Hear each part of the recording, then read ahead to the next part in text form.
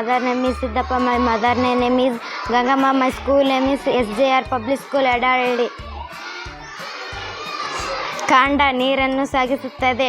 ಎಲೆತಟ್ಟು ಕಾಂಡಕ್ಕೆ ಅಪ್ಪಿಕೊಂಡ ಎಲೆ ಭಾಗವನ್ನು ಎಲೆತಟ್ಟು ಎನ್ನುವರು. ಸೀರೆ ಎಲೆಗಳ ಮಧ್ಯ ಗೆರೆಗಳನ್ನು ಸೀರೆಯನ್ನು ಮಧ್ಯ ಸೀರೆ ಎಲೆಗಳ ದಪ್ಪ ಗೆರೆಯನ್ನು ಮಧ್ಯ ಸೀರೆ ಎನ್ನುವರು. ಪತ್ರಪಟಲ ಅಗಲವಾದ ಹಸಿರು ಎಲೆ ಭಾಗವನ್ನು ಪತ್ರಪಟಲ ಎನ್ನುವರು.